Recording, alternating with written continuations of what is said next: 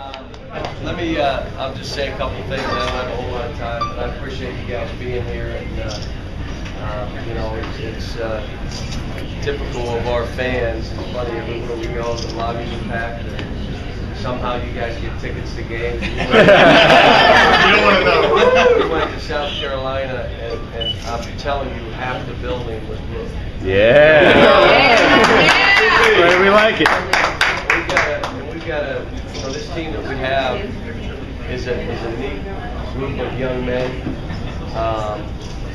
that they're good-hearted kids who are really sacrificing for each other. You have to understand, 7 of them average 25 points a game in high school or more. 7 of them. And no one's taking more than 11 shots. The number 1 pick in the draft, the number 2, 3, 4, that kid takes the 5th most shots on our team. Wow. I mean, think about that. Michael Gilchrist takes the 4th most shots. Michael Gilchrist, the way no one says anything. You know, what I've seen from this team defensively and how they're playing for each other, instead of competing with each other, they're completing each other. And so it's fun to watch. It's fun to watch how hard they play. And you know, we're the 5th youngest team in the country. 5th youngest team in the country, yet we're the most efficient team in the country. And that's incredible for that group to say in that short period of time they've done it. You know, a lot of people saying that, well, thank you, but believe me, it's them. The people saying, well, when I first got there, and probably a lot of you, well, you can't do it with all these young guys. You can't win. What is he doing? We can't lose 5 guys. So we lost 5 guys to the NBA, 5 guys, and the next year we go to a Final Four. So we're the first program to have 5 guys drafted in the first round. Then next year you go to a Final Four. We lose 4 off that team. The next year we're where we are with all new players. I mean, the option is me to either not recruit good enough players. How you like that?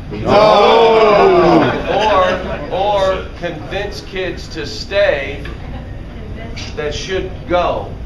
And if it were, well, I don't think and I'll say this to you. If it's your son, I don't know if they tried to convince Bill Gates to stay in school. Right. Or Steve Jobs to stay in school. Right. They didn't make millions the next year, though.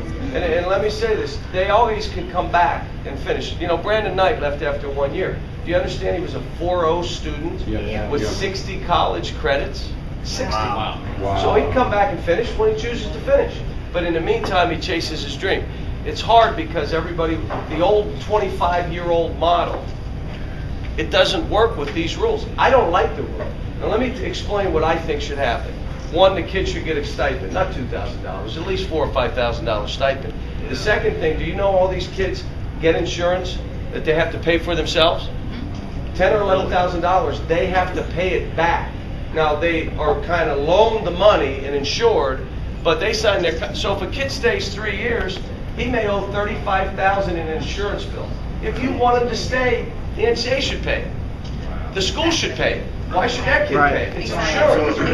Then I'll say this: a lot of these families, you know, it's tough.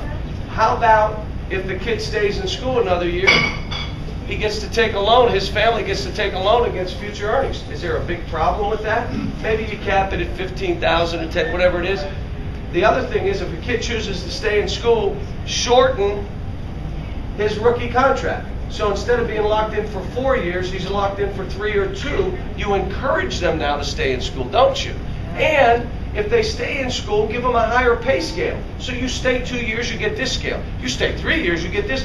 You stay 4 years, it's worth staying for. Right. No, we don't want to do it that way. What we want to do is you stay, and if you get hurt, too bad on you. Yeah. You can't do that to these kids. Now you see I get emotional about it, and I get emotional because these are like my sons now. And I'm not going to hold anybody back. Now, I'm not pushing anybody out the door, but I'm not holding anybody back. And all I can tell you is we have the highest APR in the SEC. That's great. Nice. Last year, we had a 3.0 grade point average. As a team. When I tell you we have the highest APR in our league, that's how they rate you with retention and academics. Vanderbilt's in our league now. So, yes, they're going on, but they're taking care of business while they're on our campus. They're doing all the right things away. And you know what? They're chasing their dreams, and you can't hold them against. This thing tomorrow is, this will be a really hard game for us. And they're very good, and they're very good in this building. I think they've lost one game. They'll probably shoot 30 three-point shots.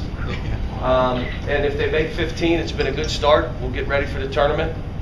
Tap them and you say go, it's over. But that's fine. I mean, this team, what I'm trying to tell this team is teams are going to have to play great basketball against us for 40 minutes. Make them. Make them do that. Don't just make it hard for 40. And if they can do that, you tap them on the butt and say, good job, this team's really good. But not for 30 minutes. They got to do it for 40 minutes. You just make it hard, and that's what we're trying to do. And the other thing I'm trying to do with this team is they're so young, we don't know how they're going to react.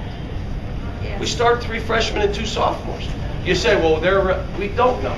So what I'm basically saying to them, and I've said for 2 weeks, simply, if we win, you guys are getting all the glory. It's going to be on each one of you and you. If we lose, it's going to be on me.